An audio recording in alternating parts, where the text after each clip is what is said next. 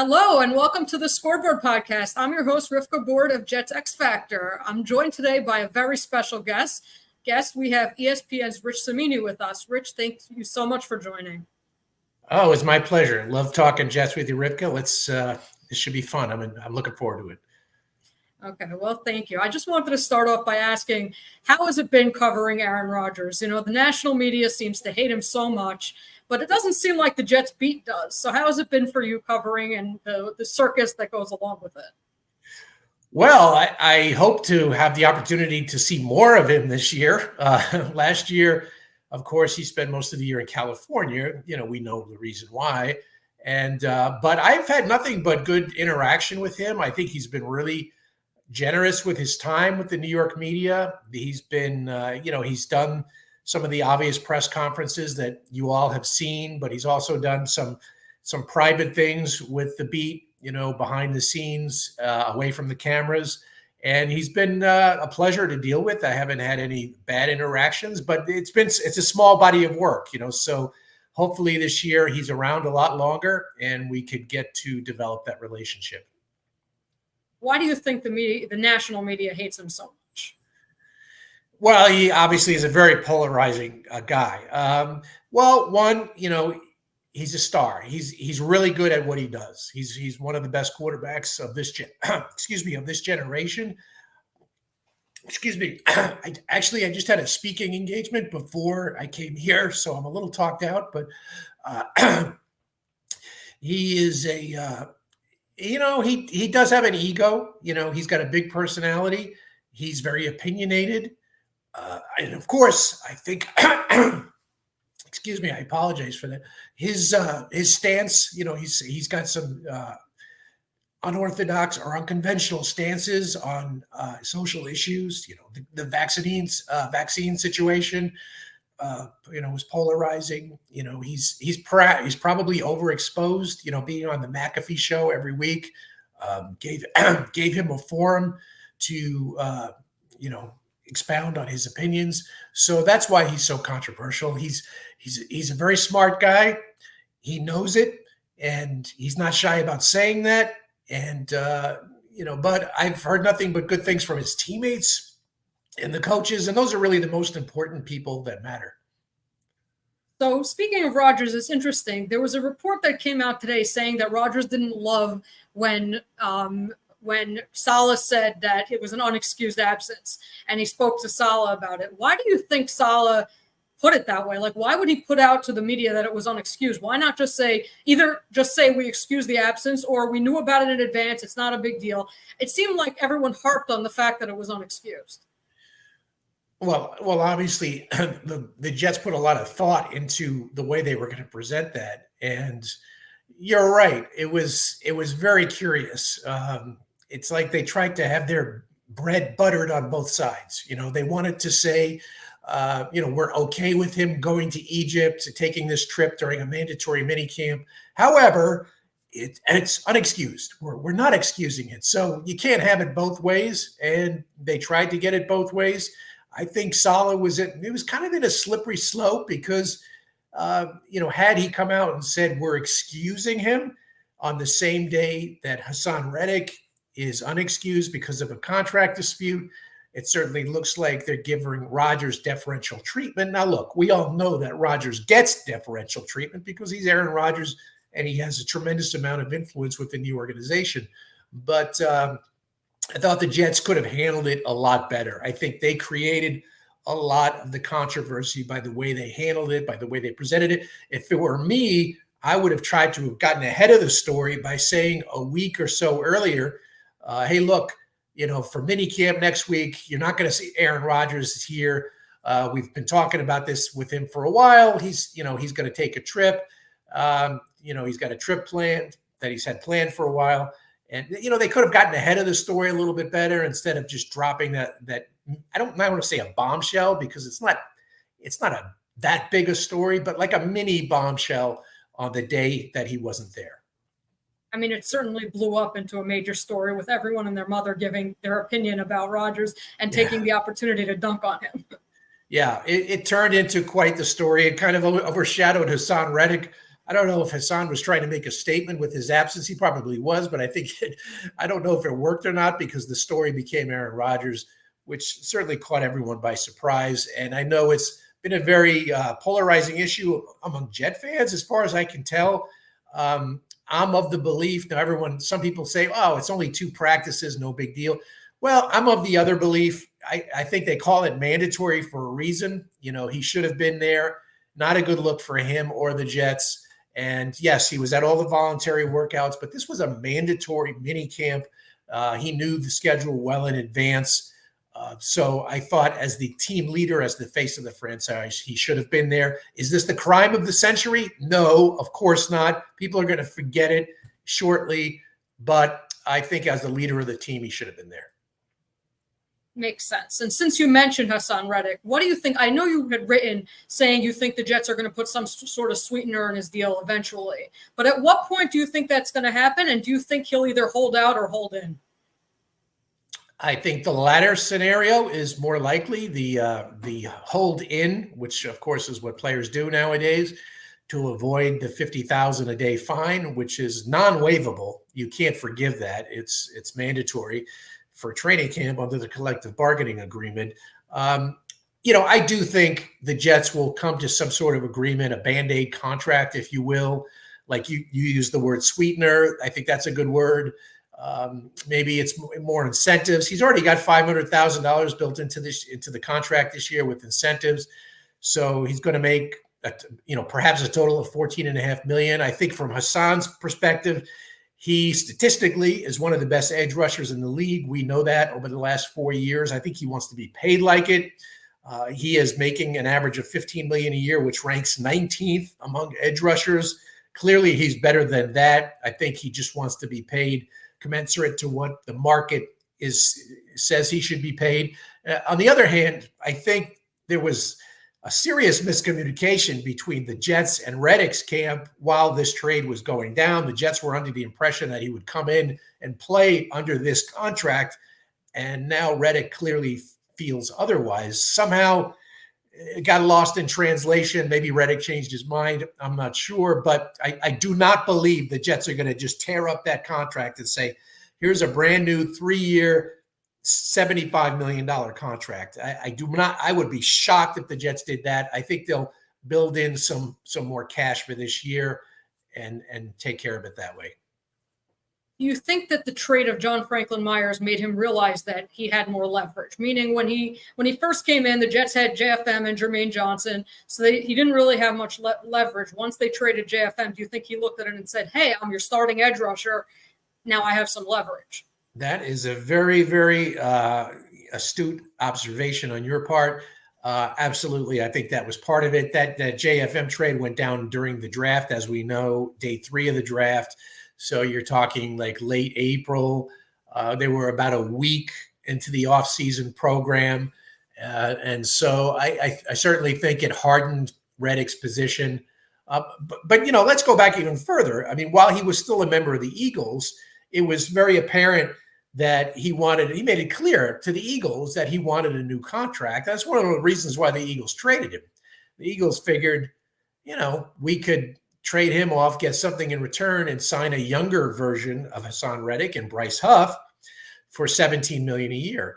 And so that's exactly what the Eagles did. I don't think Huff is as good a player as Reddick is all around right now, but he could be in a year or two.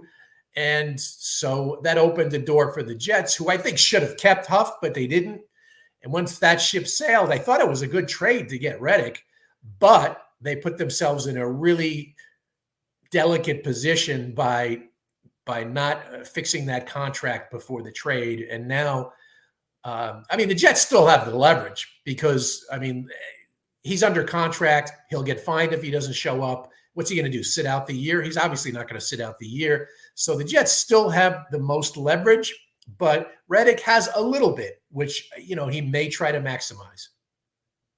Makes sense. And since you mentioned Bryce Huff, I was going to ask you this a little bit later, but do you think that he was just going to leave the Jets all along no matter what they did? Like it seems like let's say Saleh really wanted to keep him, but he was kind of like, I want more playing time, and that was just the reality from mid-season when he started like, just tearing up the league? Yeah. I think it was going to be tough once they didn't sign him a year ago. That's where the Jets made the mistake. It was a year ago. They should have tried to get something done last summer going into the season. They thought he was a good player. Did they expect him to have 10 sacks? I think they might have expected him to. I mean, I think that was well within his reach. And once he did that, and his value went up so much that then it became a fait accompli that he was gone. But they should have been proactive. I think that's one of the things Joe Douglas has to be a little bit better at, is being a little bit more proactive in signing some of his younger players. Now, he hasn't had a lot of great players to sign. He took care of Quinnen Williams, and let's be honest, the recent drafts have not produced a lot of players that you'd want to re-sign. Now, that will change in a year, but Huff is a guy they should have re-signed. And I think the playing time issue that you brought up, Rivka, is a good point, because I know from talking to Bryce, I got fairly close with him during the year. We had some good conversations. And I think that playing time, the way the Jets rotate all their linemen, and I think he only played 40 to 50% of the snaps last year. I think that was definitely a factor for him. I think he wants to be out there as a full-time player. And since we mentioned that, what do you think about the John Franklin Myers trade and then him taking a pay cut? If he had taken the same pay cut with the Jets, they'd be paying him less this year than they're paying him in dead money. So, if you look at the contract. So, do you think that also had to do? He claimed that the Jets never offered him the same deal. But do you think that he just wouldn't have given the Jets the same discount that he gave Denver because of that playing time? Again, he only played like 55% of the snaps. Yeah, I don't know if it was so much playing time. I know this. The day the Reddick trade happened, I talked to someone close to JFM, and he said he's gone. There's no way the Jets are going to keep him. Now, at that point, the Jets did try to renegotiate his contract, but I think the Jets were trying to take his salary way down. It didn't make sense to have that many highly paid. I mean, they couldn't afford his cap number and Reddick's cap number. You knew something had to give. I thought the Jets should have made maybe a little stronger effort to keep JFM.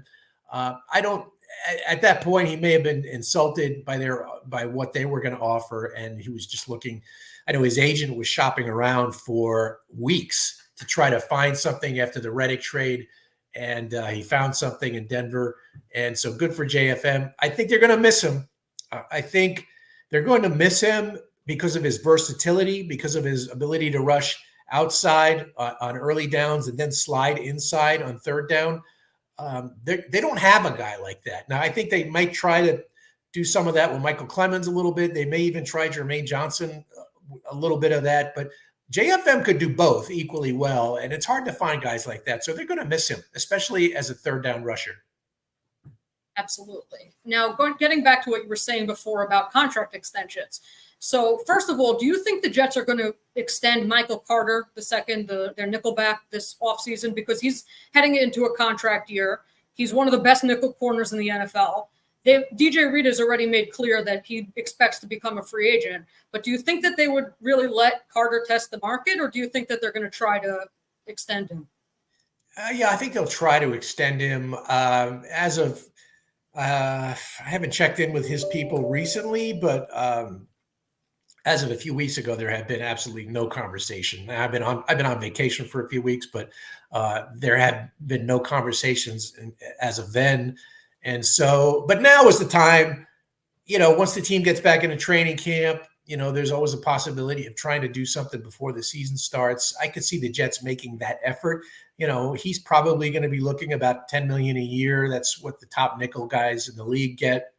He's a good player, but as you mentioned, DJ Reed is also a free agent, different position, plays outside. I don't think they can keep both guys, so they're going to have to prioritize. They have Sauce Gardner, who's going to be eligible in a year for a contract that probably will set the market. That's going to be a market-setting contract for Sauce Gardner, assuming he has another good year. He's going to be able to, he's going to cash in big time. So a lot of, balancing the budget, so to speak. And DJ Reed's a really good player. And he's not old either. He's what, 27, 28. He's a guy who's in the prime of his career. You really want to keep people like that. Good leader, good locker room guy, hard worker, really good influence on Sauce Gardner. And so it looks like DJ said, they're going to let him hit the open market. And once he does, I have a feeling he'll be playing his last year in New York. And so I think they'll probably try to keep Carter and then hope that Quintez Stiggers develops. It's a little bit risky. He's a late round draft pick with no college ball, but he played really well in the CFL. And I liked what he did in OTAs.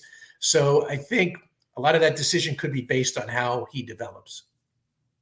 So you mentioned, Sauce Gardner with an extension. So far, Joe Douglas, let's say with Quinnen Williams, he didn't extend him after his third season. It doesn't seem like that's really what he wants to do. But do you think, let's say with Sauce Gardner, Garrett Wilson, do you think, Gardner's already a two-time All-Pro, probably best cornerback in the NFL. Garrett Wilson has the potential to be a top 5 receiver in the NFL. Do you think Douglas will prioritize extending one or both of them next offseason to just preempt the market, because the longer he waits, the higher the market is going to go? Yeah, absolutely. And you make a good point. No one has gotten a extension after 3 years. Jamal Adams wanted to be extended after 3 years. There was no way that Joe Douglas was going to pay him $18 to $20 million a year for a safety. That turned out to be a very good trade for the Jets. They do not want to. Sauce Gardner plays a premium position, unlike Jamal Adams. They want to keep him. Joe Douglas is going to have to set a very specific pecking order on how he's going to do this over the next 2 to 3 years, because you also have Bryce Hall coming up. He'll be eligible after this year. His is only a 4-year contract. There's no 5th-year option because he was a second-round pick. So you're going to have to really, I think Gardner would be the priority. Could they try to get him done after 3 years? I suppose that could be a new precedent for the Jets. They could try to do Gardner after this season, then try to get Garrett Wilson done the year after the following year. You also have Jermaine Johnson, Bryce Hall. They're not going to keep them all. I know Jet fans are going to be sorry to hear. There's no way to keep them all. You got a quarterback who, Rodgers did take a pay cut to his credit, so he's helping them a little bit on the cap. But when he leaves, no one's writing about this or talking about this. It's like a $50-60 million dead cap hit or something. Yeah, it's like his parting gift is going to be a massive cap hit when he leaves. And I know the Jets have factored that into their budget, their long-term budget. And so, they're going to have to create a pecking order and a budget and try to figure this out over the next few years, because their best players are coming up real soon. So if you had to guess between Sauce Gardner, Garrett Wilson, Elijah Vera Tucker, Jermaine Johnson, Bryce Hall, who do you think the Jets end up retaining, and who do you think they end up letting go or trading? It's really hard to project. I think Bryce Hall is probably more likely to go because he's a running back, and I don't know. There's obviously positional value that has to be taken into consideration. And that would be a shame, because I think Bryce Hall is going to have a really good year this year. And I think he's one of the best running backs in the league. If he stays healthy, there's no telling what he can do behind a functional offensive line, something that he hasn't had in his first couple of years. So that would be a tough one, but they could they could play the 4 years with him, possibly use the franchise tag. So they could have him under their control for 3 more years, the third year, the 4th year, and the 5th year under the franchise tag. So they could have him for 3 years if they play it that way. He won't like that, but that's a way they could go with him. And Jermaine Johnson, I still think the jury's still out to some degree. He's on the rise. He's an ascending player. I'm curious to see what he does this year. And Gardner's a guy you got to keep, though. Cornerbacks are you want to keep those. Wide receivers, I think out of all, he's the most interesting guy to watch. I think Garrett, he's not a top 10 receiver right now. We just had our ESPN executive rankings came out. Jared Fowler does that every year. Garrett was like in the honorable mention group, so he's somewhere in the 11 to 15 across the league. I think he'll rise with a healthy Aaron Rodgers. His numbers will go up. But that's an interesting one. I could see that situation maybe veering off the road a little bit. Garrett does not like losing. I think every Jet fan sees that after the games. He gets so frustrated, even during the games at times. And so if things totally went off the rails this year for the Jets, say if Rodgers had a bad year or he got hurt again and he decided to retire after the year, I could see Garrett Wilson perhaps wanting to move on somewhere to find a quarterback match. So that one I would keep an eye on for Jet fans. Very interesting. I would have, I wrote an article about that earlier this offseason. I thought Garrett Wilson was an absolute priority, but it's very interesting that you say that, particularly because teams like, let's say, are kind of, budgeting, like, let's say the Bengals didn't extend T. Higgins, don't seem to be willing to, you have the 49er situation with Brandon Ayuk. You have different teams kind of, even with pretty elite wide receivers, the Chiefs traded Tyreek Hill, the Packers traded Davante Adams. Like, these are top receivers in the league, and yet they're letting them go rather than committing to them because the receiver market is out of control. Yeah, A.J. Brown got traded. This is going to be a really big year for Garrett Wilson. We know he's a good receiver. There's no question. He got 1,000 yards in 2 years with low-level quarterback play for both the years. So 6 different quarterbacks catching passes from. So this could be the year that says Garrett Wilson tells the world whether I'm a good receiver, I'm like a top 15 receiver in the league, or am I a top 5 guy? Now, if he explodes with 1,500 yards and establishes himself with those names that you just mentioned, then the Jets are going to have to pay up. Then it's going to be a massive contract. Not like Justin Jefferson, but it's going to be a big contract, and so this will be a lot of fact-finding for the Jets this year on all these players that we're talking about, getting more pieces to the puzzle just to find out. Because by the 3rd year, you pretty much know what kind of player you have. And so is Jermaine Johnson going to be one of the best edge rushers in the league based on last year? He certainly seems to be on the right trajectory, but, can he do it again? Or was last year kind of an outlier? So we're going to learn a lot this year. Thanks. Very interesting. Now, moving on to just the questions that every Jet fan is talking about now. Davante Adams and even Brandon Ayuk. If you had to guess, or based on whatever you've heard or just your guess, do you think the Jets end up acquiring Adams before the season?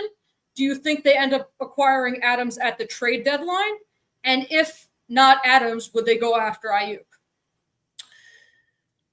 I think Adams is more likely a trade deadline situation. I said it last year after the trade deadline. I said it. I don't know if I wrote it anywhere, but I think I said it on my podcast. Davante Adams, I just have a strong feeling that is going to be a Jet at some point. The obvious Rodgers connection. Now, I've been on vacation, but I've kind of followed recently all these stories. I think people are just getting way ahead of themselves, saying like this is a done deal. It's going to happen before the season. Why on earth would the Raiders trade one of their 2 best players before the season even starts? You're basically telling your fan base we're tanking this year. And I can't imagine they would do that with he's not new, but a new full-time head coach in Antonio Pierce, and give away Davante Adams. I just do not see that happening before the season starts. They could do it cap-wise. Cap-wise, it's not a bad hit. They can handle that.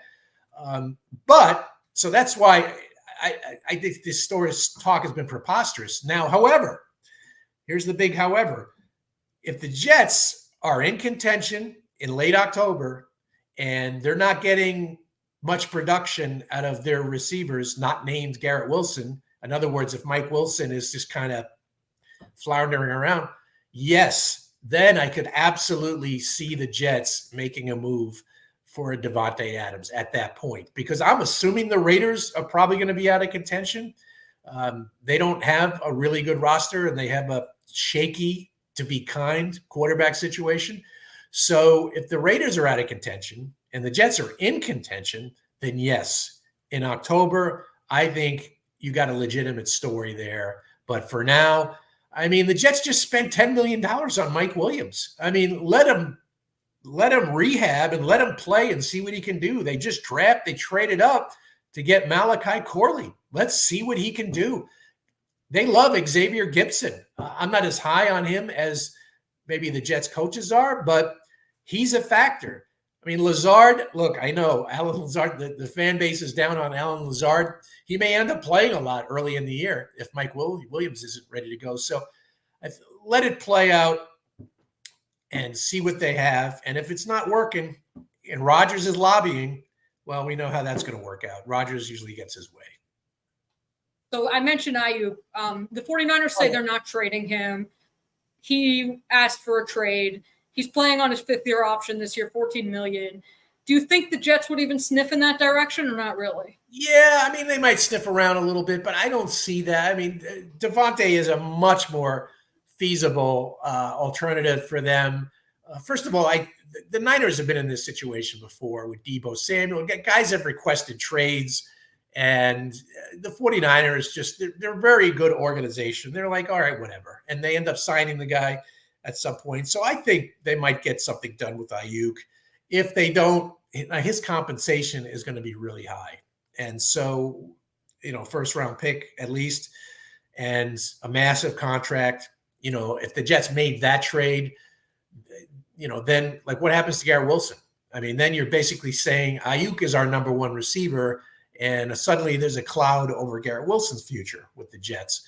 And so I think the compensation, the money involved, I do not see the Jets. Now, Joe Douglas might make a call because he does a lot of due diligence anyway, but I'd be really surprised if something happened there. Devontae is along the Jets timeline. Devontae is what? He's in his early 30s. He's in a win now. He wants to be a win now player. He's got a rapport with Rodgers. He knows the offense. He could step right in and, pick up in mid-October and be a big part of the offense with the connection he has with Rodgers. Ayuk, yeah, I don't really see that one going down for the Jets. Now, you mentioned, let's say they would go after Adams if Mike Williams is kind of not playing well. Let's say if he played even close to his usual standard, do you think the Jets would still pursue Adams to give themselves like a really good 1-2-3 punch? Or do you think at that point they would say, we don't need Adams, we've got a really good 1-2? Yeah, that's a tough question, Ripka. I think we're talking like some hypotheticals there. Mm-hmm. If they're getting a lot of production out of Wilson and Williams, I think they'd be okay at receiver. They have a good tight end in Tyler Conklin. They have a great receiving running back in Breece Hall. And so I don't think the urgency will be there. It depends how the entire offense is doing. I mean, if they're kind of hit or miss, one good week, one bad week, and Rodgers still isn't comfortable, could they pick up the phone and try to get Adams and bring him in as a third? Sure. Then I could see something like that happens. So much of it is going to be on Rodgers and his comfort level. And if he just isn't quite clicking with his receivers, but they're okay. Jason Brown, he's another guy the Jets are really high on. No one talks about him much. I know Rodgers really liked him from last summer. He could end up being a factor. So, that's a tough one to project because we're dealing with a lot of different variables in that question. So just speaking of the receiver unit, you mentioned, Malachi Corley, Xavier Gibson, you have Lazard. How do you think the roles are going to fit out, especially because, as you mentioned, Williams, they might, even if he's ready for week one, they slow played Bryce Hall last year. They might slow play him. How do you think, who's their starting slot receiver right now? Who do you think it's going to be heading into the season? How do you just think that they're going to deploy the different guys that they have?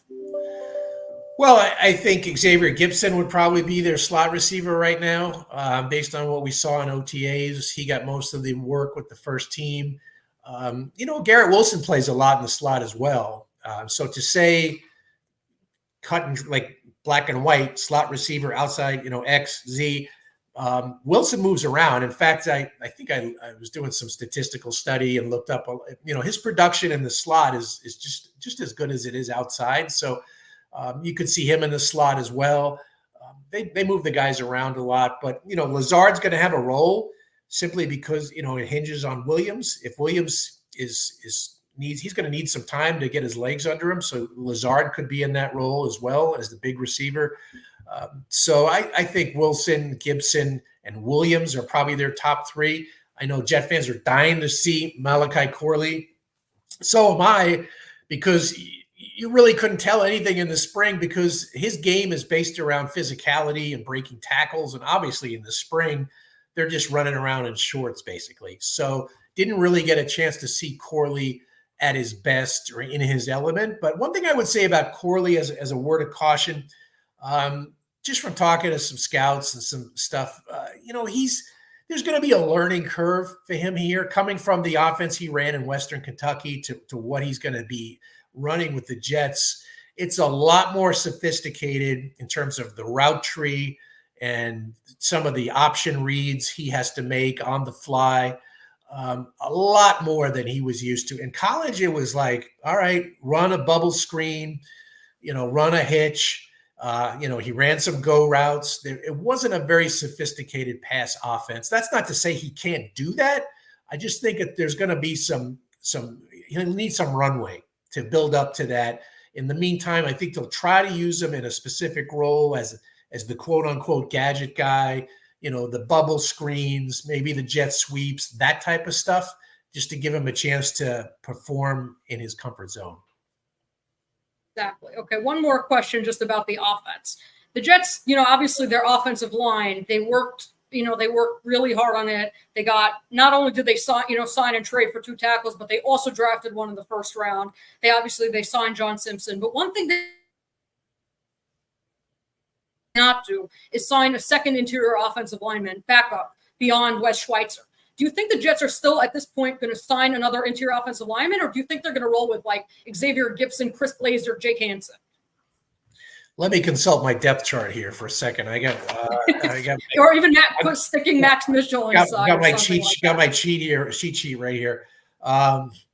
I thought they were going to try to sign Connor McGovern. He doesn't want to play. That's what I thought too. For the minimum, I guess that's always still a possibility. He hasn't signed anywhere.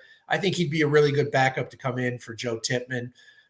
Schweitzer is, if something happened to Tippmann, Schweitzer would be their center. He would be their backup center. He's also their backup guard. So I think their depth is lacking on the interior. They have, what's his name? Jake Hansen, the former Packer, played a little bit last year. Xavier Newman, they seem to like him. I do believe offensively, that's probably the one area where they could use some reinforcement. And none of the tackles are, they could really use a tackle guard type guy. Now, Max Mitchell played a little bit of guard, I think, in training camp last summer. That would really help his cause for making the team if he could do both. But they don't have that guard tackle guy. They got really good depth at tackle. Smith and Moses will be your starters. They got Olu and Carter Warren as so they got 4 legit tackles, but they're just a little thin on the interior. And so they better hope they stay injury, especially Vera Tucker coming off an Achilles injury. He's going to be okay from all indications, but still you want to have someone else there. And I think that would be an area to pick someone up. Okay. Now shifting over to the defensive side, I think when the Jets signed Javon Kinlaw, everyone thought that was going to be a depth signing, like, a few $1 million, like a Solomon Thomas type signing. Then you find out the contract details, $7.25 million. It was like 6.9 guaranteed, something like that. And that's starting defensive tackle money. Why do you think the Jets made that move, considering that, he was more of a depth player in San Francisco, played 44% of the snaps. What do you think they saw in him, especially considering that Saleh was there when they drafted him and did not develop him into a quality starting defensive tackle? Yeah, last year he stayed healthy. He was able to give them. The numbers are not jumping off the page, obviously, last year, but he did stay healthy for the first time, and he was a good rotational player. Saleh was there when he was drafted. I think he remembers the scouting reports and the upside that they saw in him enough to make him a first-round pick. I was, like everyone else, surprised when I saw that the contract was for $7 million. He's going to be their starting interior guy alongside Quinnen Williams. They have solid. That's another area, much like the interior on the offensive line. Their interior on their D line is suspect. The depth. I like Solomon Thomas. I think he's an underrated player. I think he had a career high sacks last year, if I'm not mistaken. So he's a good depth guy on a 1-year contract. They brought in Leki Fotu. I'm not sure he's a run player. I don't know what he can give them. Maybe he can give them. He's like this year's Al Woods, a big guy who'll give them, 15 or 20 snaps on first and second down. Like I said earlier, they're going to miss JFM as an interior rusher on third down. And so, but they have some, I'm reading off my depth chart here, some lesser known guys. Jalen Holmes is a guy who could compete for a spot. They got the draft pick, the undrafted kid from Miami, Taylor, who's got a lot of talent. Doesn't play like it all the time, but he'll get a great chance. So they're going to have to find a 4-man interior rotation. And they lost to Quentin Jefferson, who no one talks about, but I thought was a really good player for them last year in his role. And they lost him to Cleveland. So that is another question mark on this team, is just the depth on the defensive line. Yeah, exactly. Now, just about the kick returner situation, right? The Jets, this year they changed the rules, so now returners matter much more. They have like a million options out there. Tariq Cohen is obviously Gibson. People have been talking about Corley returning. They have undrafted free agents. What do you think is going to end up happening with their return situation? Do you think that someone makes the roster just as a returner, or do you think it's more likely, let's say, Gibson and Corley take it because they're probably going to be on the roster anyway? Or you think this is just anyone's game? I think it's wide open. I mean, Gibson did it last year, and except for the dramatic, walk-off punt return in the opener, I thought he was really pedestrian at it last year. I mean, if you look at his stats, he was not great in either category. Again, this is a new ball game because of the new rules. So I think it'll really enhance that position. We forgot Izzy Abanikanda. I think he could be a good kickoff returner. He's fast. He's got just flat out speed. I think this is going to be a really interesting process for Brant Boyer as they go through training camp. I think all of those guys are, and they even signed a couple of college undrafted guys, who are really good returners in college. Tariq Cohen, he looked good in the spring. He seemed to be moving pretty well. I don't know if they're going to get the Tariq Cohen of a few years ago. That guy was electric. He was so quick. Probably not going to get that guy because of the injuries that he's had in his career, but that is totally wide open. We do a roster pool every year. Like the writers, we have a contest every year to try to pick the 53. And that will be one of the tough spots. That will be like one of the deciding factors, is trying to figure out that kickoff situation. Yeah. Now, let's say if you had to guess, who do you think could be a surprise cut candidate? Meaning someone that people aren't really talking about, and a guy that, people just think is going to make the roster and then doesn't. Yeah, that's a good question. You don't have as many surprises these days as you do in the past, because their contracts become guaranteed and so forth. I know some people might say get rid of Alan Lazard. Not so easy, because $10 million fully guaranteed. Woody Johnson is not going to want to pay someone $10 million not to be on his team. So that would be that's like a non-starter, unless they could trade him to find some team. I doubt a team exists that would be willing to take on that salary. But I'm looking through my roster here. A surprise cut. A Chuck Clark, if he doesn't, if he's not the Chuck Clark before his knee injury. They obviously have Tony Adams at safety. They like him a lot. They moved Isaiah Oliver over to safety. They have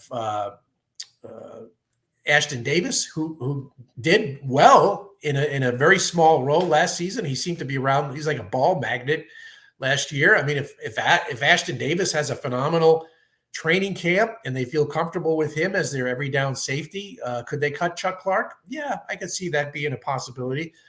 At linebacker, Surratt, Sherwood, Barnes, they'll all be in that group trying to compete for that fourth linebacker spot. So one or two of those guys will get cut. On the defensive line, I really don't see any surprise cuts there. Offense, Izzy Abanikanda will be a player to watch. They drafted the two running backs for a reason. Izzy, I think, has to be a little more focused. I think he's got to be a little more physical. He's got to just run north-south and get yards instead of doing the east-west thing. So Izzy Abanikanda could be a player who I think on the bubble. I think those would be the main guys. They don't have enough depth on the offensive line to do a surprise cut. But, that would be those would be the main guys, I think. Not Michael Clemens. No, I would be surprised by that. I mean, they're going to need. He doesn't make much money, so that's a plus. I think he's got to mature a little bit. Now, it's funny saying that about a guy who's actually older than his rookie class was. So he is mature in age-wise, but at times he's not mature behavioral-wise. I'm pointing to that example last year with Buffalo, with Deion Dawkins. And but no, if they get Reddick in and he becomes your every down player, Reddick's going to play a lot, but you still need some run reinforcement there. Reddick is a good pass rusher, but he's only 240 pounds. How much is he going to give you against the run? I think the Jets want to make Clemens part of that rotation there. And so he's really the backup defensive end along with Will McDonald. So no, I'd be surprised if they bounced Clemens out of there. Makes sense. Now, who do you think among the undrafted free agents, who do you think is most, do you think any of them are going to make the roster? And if so, who do you think is most likely to make the roster? There will be a couple. I mean, the Jets have, I think, a fairly decent streak going of having undrafted guys make the roster. And they've had some really good luck with guys like I mentioned, Tony Adams, last year, Xavier Gibson. I mentioned Taylor this year, the defensive tackle from Miami, who was like a 5-star recruit coming out of high school. And I think he just kind of slacked off at Miami. I think this coaching staff believes they can squeeze it out of him. So he would be a guy who I think could make the roster. Let's see. I'm looking at my list here.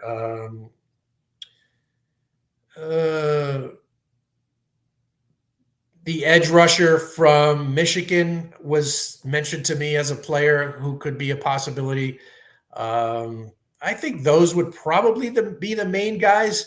Now, I'm going to blank on his name, but the punt returner from North Carolina. Now, if you know this, I'd be impressed. The punt returner from North Carolina Central, he was great. The cornerback, Brandon Woodrington? Yeah, there you go. You get points for you, no points for me. I was just writing about it today. That's why I know. Okay. Well, impressive knowledge there. I'm still not up on the bottom part of the roster, but hey, if he comes in and he's a really good punt returner, kick returner, why not give him a chance? So I think those would be the main guys. Makes sense. Oh, and the defensive end from Connecticut, who I watched him a lot in OTAs. I mean, just looks like a defensive end it was the way you should draw up a defensive end. I think he's about 6'5", 275, and I'm calling on you again with the name of the player. So I don't know which one's which. You have Eric Watts and Brady McGregor. That's it. Watts. Yeah. So stuck out to me in OTAs. He got a lot of reps because the linemen really don't do much. The starters in the spring, he got a lot of reps. Now at Connecticut, he had very little production. But, he was a testing freak. He ran well. He looks the part. He's got all the athletic ability, the measurables. He just didn't have the production at UConn. So maybe we'll see. You never know. Okay. Fair enough. Now, this is just a general question. There's this perception around the Jets that Joe Douglas runs a very tight ship, right? That not a lot leaks out. But then you have the stories, the bombshell reports that came out the last 2 years, whether it was at the end of the 2022 season about Zach Wilson and Mike LaFleur, or was the end of last season about Nathaniel Hackett. What's the story there? Why is it that on the one hand, his personnel moves seem not to really get out, but on the other hand, there's other leaks from inside the locker? Yeah, it's interesting. I'm really hesitant to talk about the inner workings of, it's I don't want to totally give out how the sausage is made. But, it's a big building. There's 100 people who probably work in the building. I mean, I think Joe Douglas does try to run a tight ship. It's hard to keep your eye on that many people. So, it's stuff gets out. Players talk to their agents talk to the media, coaches talk to their agents, and then agents talk to the media. So stuff has a way of getting out, no matter how. Even Bill Belichick was, notorious for running a really tight ship, ultra paranoia. And yet stuff got out of the Patriots. There'd be reports out of the Patriots about Brady's not happy with Belichick, and they're signing this guy, they want to trade this guy, they don't like Mac Jones, and so here's an organization that prides itself on secrecy and in clandestine behavior, the Patriots, and stuff is still getting out of their organization. So there are a lot of reporters with good connections, who are very talented and know how to unearth information, and regardless of the organization. So I think I hope that's a good enough answer. Yeah, no, it's very fair. Totally makes sense. And it was a good comparison. Yeah. I mean, so every organization has stuff like that happen. And, like I said, I don't want to get too much into the inner workings because I have definite theories on different things, but stories come out, and all the time, positive stories that teams put out there, negative stories that teams don't want out there, but that get out there. So it's just basically the way the business is now. Now, you don't have to answer this question, but was it Tim Boyle who leaked that Zach Wilson didn't want to start? No, I don't believe it was Tim Boyle. I know that was because there was a lot of speculation about that. Yeah, I do not believe it was Tim Boyle. I know that was pretty rampant at the time, and he was a popular guy. I mean, if you start connecting dots and so forth, I mean, I think that was a popular target at the time, but I do not believe that was Tim Boyle. Okay, fair enough. Just a last question, and we don't have too many comments because it's the middle of the day, but I wanted to get to a few of them. What are your expectations for this team ultimately? If you're looking at, obviously on paper, this looks like a really strong roster. What do you ultimately think is going to happen? And obviously we saw last year, 4 plays in, everything goes, just goes awry. But, what ultimately, do you think this team has a shot? I do think they have a shot. I mean, if you've been reading Jeremy Fowler's daily position by position, I mean, these are the executives in the league, the scouts, coaches. The Jets are ranking. I mean, Quinnen Williams was the number 2 defensive tackle. Breece Hall was the number 2 running back. I don't think cornerback has come out yet, but Sauce Gardner is probably going to be the number 1 or number 2 corner. Quincy Williams and C.J. Mosley were both honorable mention linebackers. Garrett Wilson, honorable mention wide receiver. Aaron Rodgers, despite not playing last season, was the number 8 quarterback. So obviously people still respect him and his reputation. They didn't have anything on the tight end or offensive line, but or edge rush, or actually Hassan Reddick was on our. So what I'm saying is it's a talented roster. In my opinion, it's their most talented roster since their last playoff team in 2010. There's no reason why this team should not be in the playoffs on paper. The big question is Rodgers, and if he stays healthy, I'd be willing to bet the Jets are going to make the playoffs. I think even though his physical skills perhaps might be diminished a little bit, I think what he brings from a cerebral standpoint and from a leadership standpoint will help the Jets in ways that they have not been helped at the quarterback position probably since Ryan Fitzpatrick had that one crazy good year in 2015. So they're going to get that intangible benefit from Rodgers. It's a good team. I think there's pressure on Robert Saleh. So my questions about this team, because it takes more than talent, it takes depth, which is part of the talent question. And I think they have some depth concerns at running back, at receiver, on the offensive line. There's some depth concerns, a little bit on the defensive line. We know how this team gets injured. They've had a lot of injuries in the past. And other areas, it's like this coaching staff. I'm not convinced that this coaching staff can get them to a playoffs. Defensively, they're fine. Saleh, Ulbrich, I think they're a really good combination on defense. I think Jeff Ulbrich will probably be somewhere else next year coaching. He's worthy of a head coaching job.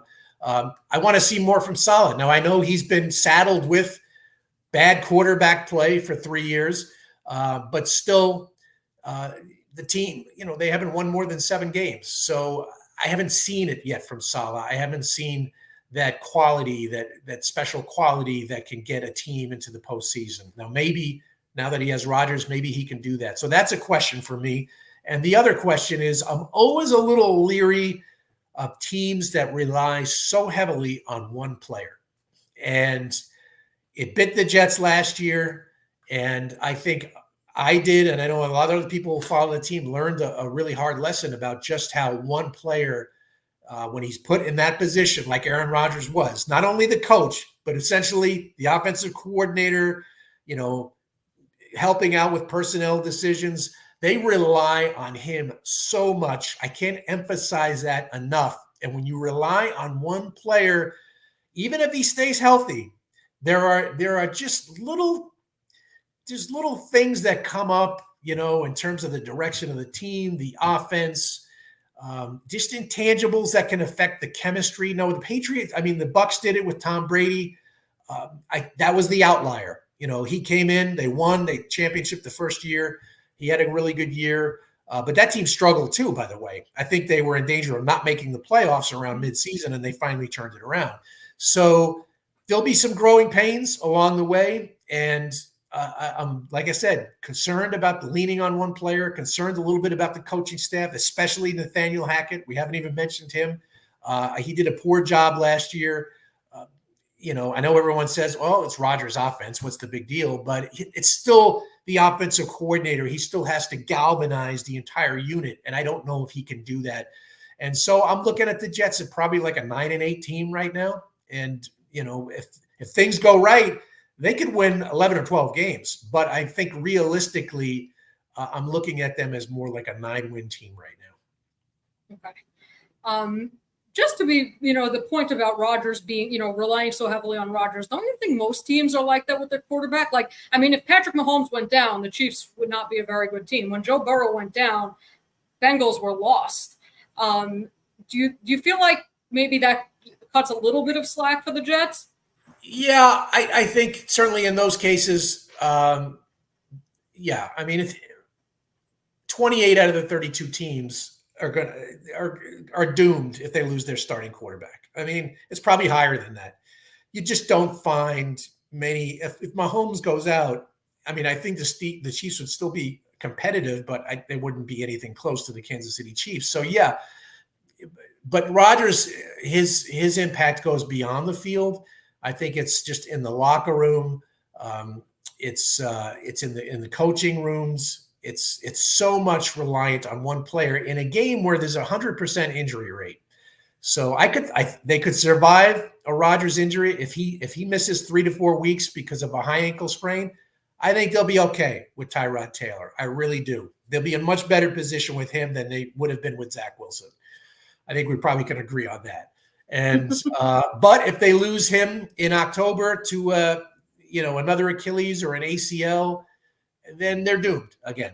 So no matter how they could spin, Cleveland last year was a miracle what they did, with all the different quarterbacks and Joe Flacco coming off the couch. I just think that Rodgers' impact goes beyond just the quarterback position on the field. It's all over the building. I think when he went out last year, I think the organization, they were just demoralized. I think he created a distraction, doing the McAfee show every week and not being there. It was a weird dynamic. Injured players shouldn't be heard from. I know that sounds awful, but usually when you're hurt, you go on IR and you kind of disappear. And that wasn't the case. It was almost like he was the Wizard of Oz behind the curtain, still running things, even though no one could see him. We did see him on McAfee every Tuesday, but you know what I mean. So essentially, that was a bad dynamic. I don't think that helped the Jets' chemistry. And so, so I just think, I'm not saying the Jets are doomed this year, because like I said, this is their best roster since 2010. I just say everything's got to click right. Their offensive line's got to stay healthy. Rodgers has to stay healthy. And I think this coaching staff has to have learned something from last year. They were even more Rodgers reliant last year, and they got caught with their pants down when he went down. I think they learned something from that, and I think they'll be a little better prepared if the unfortunate event happens again. That makes sense. Let's get to just a few comments. So this one, just great Jets, Shark. You do a great job covering the Jets. Keep it up, and glad to see you make an appearance on fan shows like this. I saw you on the Jake Asman show. I watched that whole episode. I think it was a few months back, but thank you for joining this one. We really appreciate your work. Well, thanks to great Jets, Shark. Appreciate that comment. Okay, so we covered this one a little bit. We all know Joe Douglas will do a late signing. What position, in your opinion? Yeah, I think probably maybe an offensive lineman, a veteran interior guy. Again, I'm looking at my depth chart. Here's a dark horse situation. Running back. Now, we know Bryce Hall, fine. Number one running back. I think he's going to have a fantastic year. However, after him, they're relying on Allen, who was fantastic in the spring. I mean, I think Jet fans are going to enjoy him. He is a big man. I say man, he's 20 years old. Big man, catches the ball a lot better than I thought he would. Isaiah Davis, the other running back they drafted, shows some talent, but they're really young. If neither one of them are progressing that well through training camp, could they go out and bring in a veteran body at running back? Yes, I could see that. I can tell you it won't be Dalvin Cook again. I don't think they'll go down that road again, and I don't think they'll pay $7 million for him, which was just an insane amount of money last year that Dalvin Cook got. He played the Jets like a fiddle last year. But you kind of want to have that veteran. Izzy's not even a veteran. Izzy didn't even play that much last year. So they don't have that veteran running back. They're all in their early 20s, a very young group. So that would be my position to watch in training camp. You don't think they'll bring in another safety like a Quandre Diggs? I know Simmons will probably end up with more, but like a Diggs. Yeah, Simmons is going to get he's looking for more money.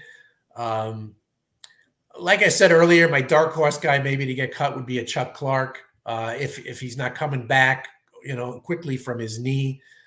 They like Adams. They drafted Jalen Key. They have Bernard Converse, last year's draft pick, who played some safety. They moved him around a little bit, actually played some corner in the spring too. So he's kind of a hybrid guy. They got Isaiah Oliver that they moved to safety in the spring. So they have some guy. It's not a strong position for them, but in the Jets scheme of things, the defense is built around the corners and the defensive line. The safeties, I don't want to say you just want guys who take up space. It's more complicated than that. But they don't want to pay a lot. It's not a premium position to pay under Joe Douglas and Robert Saleh. So I don't think they'll pay for safety. It's funny you say taking up space, because that's essentially what their safeties did for the last 2 years. I mean, LaMarcus Joyner, Jordan Whitehead, Adams, okay, I guess below average, but they like him. Whitehead, one thing about Whitehead, now he had a career game against Buffalo where he had the 3 picks in the opener. So, good for him. Did not make a lot of plays on the ball, but he was out there every down. He was an every down safety. Missed some tackles, Can't lie about that. Did miss some tackles, but he played over 1,000 snaps, and you could rely on him as a 3-down safety. And so there's value in that. Obviously, Tampa Bay saw value in that. They brought him back after his couple of years in New York. So, yeah, it's not a glamorous position in this defense. You're going to be overshadowed by Sauce Gardner and DJ Reed and the front seven. That's just the way it is. I think they're looking for smart guys who could do their assignments. Chuck Clark is a smart guy, a very good tackler. He'll improve the tackling back there, but he hasn't played football in a couple of years coming off that ACL, so you wonder about that.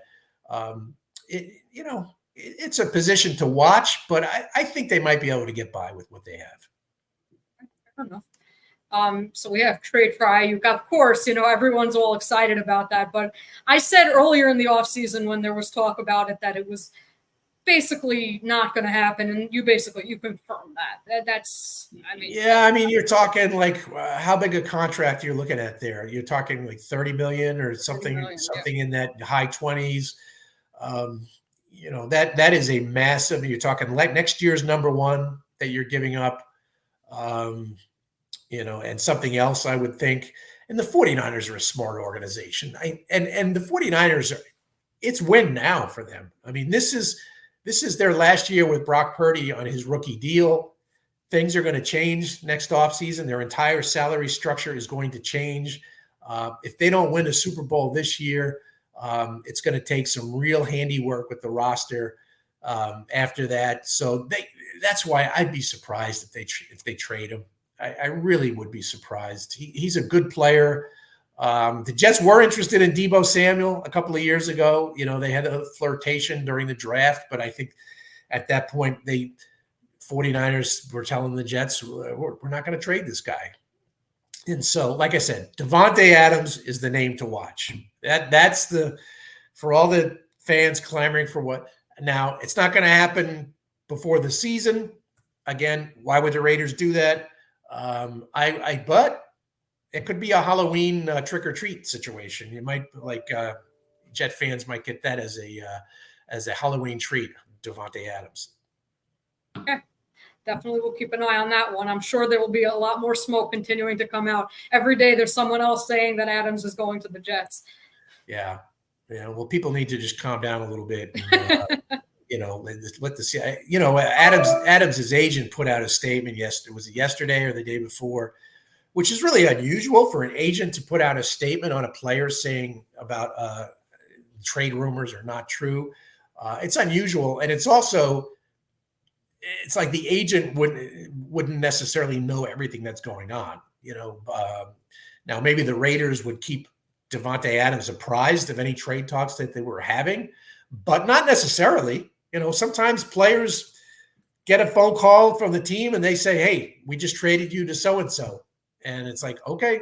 And so the agent doesn't necessarily know everything that's going on. But in this case, I do believe Davante Adams will begin the season a Raider.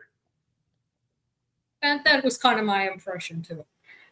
Well, marvelous. Thank you. I appreciate that. Now, Calvin Joseph brings up an interesting question. We talked about Michael Carter II. What about Tyler Conklin? I mean, you mentioned it seems like he got a bad rap in the national media, like several outlets, including at ESPN Plus. Aaron Schatz had written about the Jets' biggest position of need was tight end, kind of slandered Conklin there. And there were a couple of other. I think NFL.com put the Jets tight end position is one of the top 10 roster holes in all of football, which I thought was completely asinine. And so do you think there's any chance the Jets would try to rework or give Conklin an extension? You don't think so? I do not see that happening right now, Rivka, just because, there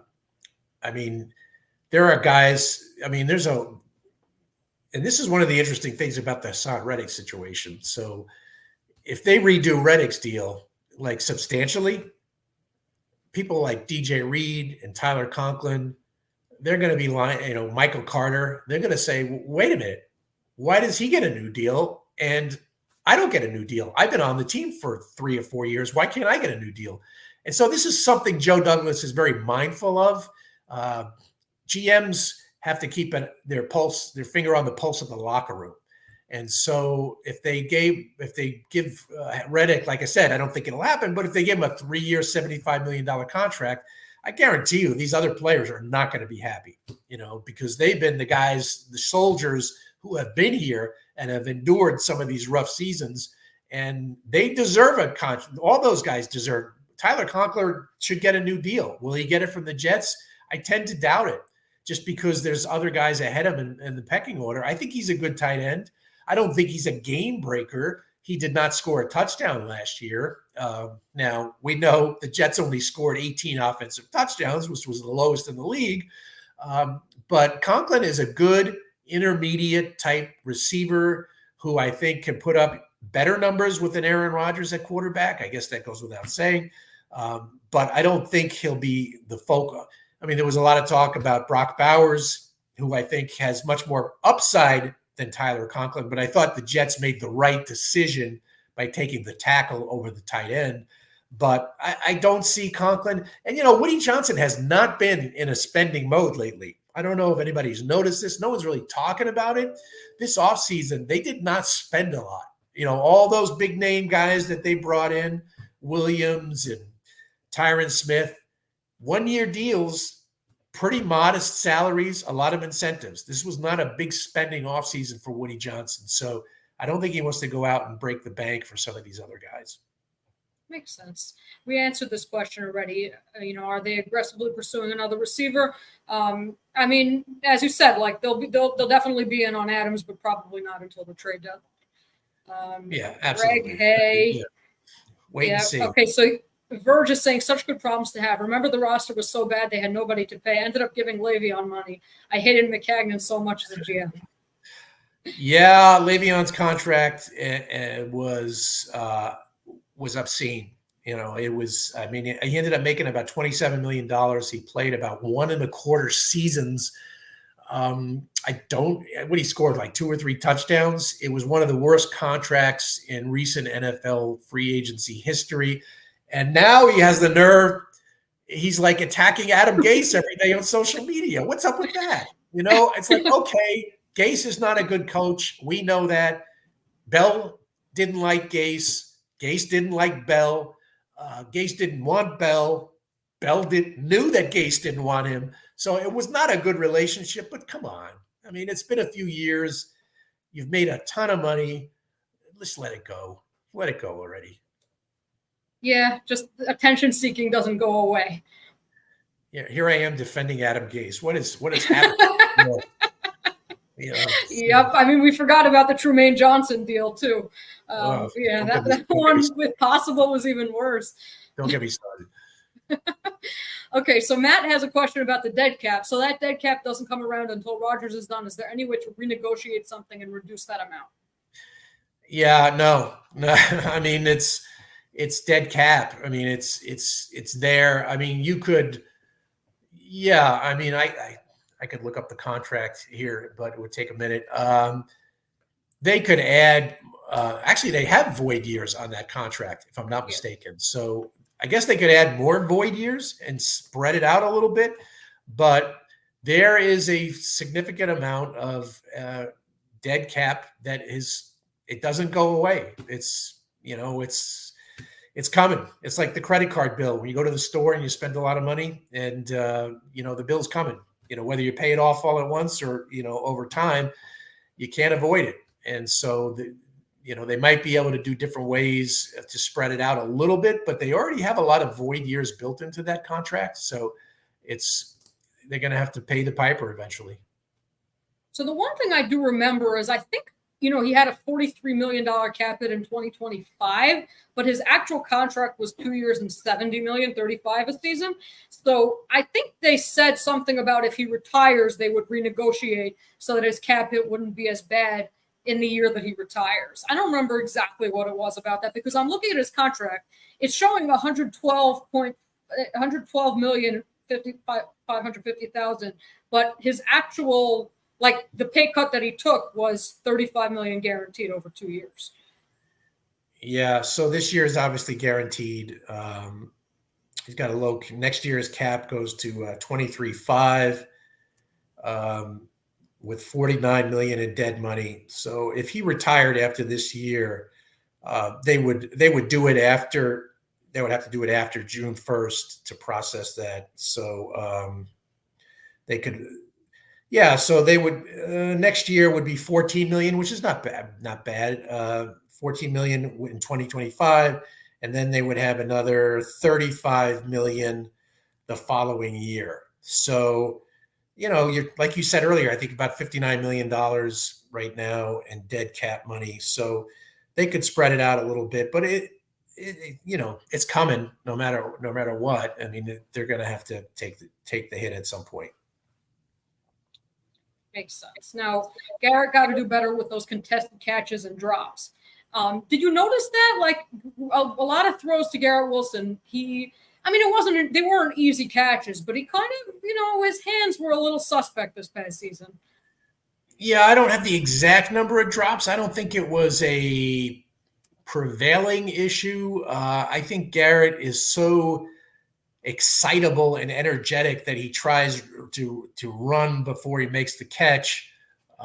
And I practice. I remember the first week of his rookie camp, training camp, he had a few drops in training camp, and you're like, and then all of a sudden they went away. And I don't think that's a problem at all. He's a very good player. He's a really good route runner. He works hard. He cares about it. Football matters to him. Winning matters to him. So I don't think sometimes receivers will have drops. I mean, as long as it doesn't get into the high, you're allowed, 5 drops a year. I think that's fine. But when you get up to like 9, 10, that's a lot of drops. I don't think he's that high. I think he's probably around 5. Yeah. I think he was at 5. So now you mentioned Hackett before. They said, how do you think they really feel about Hackett? Do they like him enough to give him a shot once Rodgers is gone, or are they already thinking about his replacement? Yeah, I don't think they're thinking. Look, Hackett would, if it weren't for Rodgers, Hackett would have been gone after this season. I think it would have been one or done for him. But there was no way they were going to get rid of him. He had immunity because of his relationship with Rodgers. The players like him. He's a nice guy. He's very friendly to them. He gets along with them well. I don't think any player dislikes him. Do they have some questions about his play calling? Yeah, I would think certainly they do. Certainly Zach Wilson did. They were ill-equipped to run an offense with Zach Wilson when he took over. They were trying to run the Aaron Rodgers offense, which was just not feasible. And it wasn't until maybe 6 or 7 games left in the year where Saleh stepped in and said, hey, we got to change things. And that's when Saleh started getting more involved in the offense, unbeknownst to many, was getting more involved. And they showed a little bit of a pulse toward the end of the year on offense with Trevor Siemian, of all people, at quarterback, but it really was Bryce Hall who was carrying the offense at that point. But Hackett is I don't see him. If you look through his career, he had 1 year in Jacksonville where they went to the AFC Championship game. They were a defensive, run-heavy team, and he did get a good year out of Blake Bortles. So God bless him for that. But other than that, if you look at his career, mediocrity has followed Nathaniel Hackett everywhere he's gone. And so you hope that the Rodgers factor will elevate everybody around him, including Nathaniel Hackett. So speaking of mediocrity, there was a report that the Jets tried to pursue Arthur Smith to from the Falcons to go above, to be like their play caller. That is if true. You talk about mediocre, it is true. Okay. So if you talk about mediocre, Arthur Smith, right? 3 straight 7 and 10 seasons, wasting Kyle Pitts, Drake London, Bijan Robinson, several really good offensive linemen. It's interesting that they looked in that direction. I don't know if he would have been any better than Hackett. Could have been the Jets coach too, because if you recall that he was, I think, the runner-up to Saleh when they were interviewing that year in 2020, or was it 21? Might have been 21. But so it was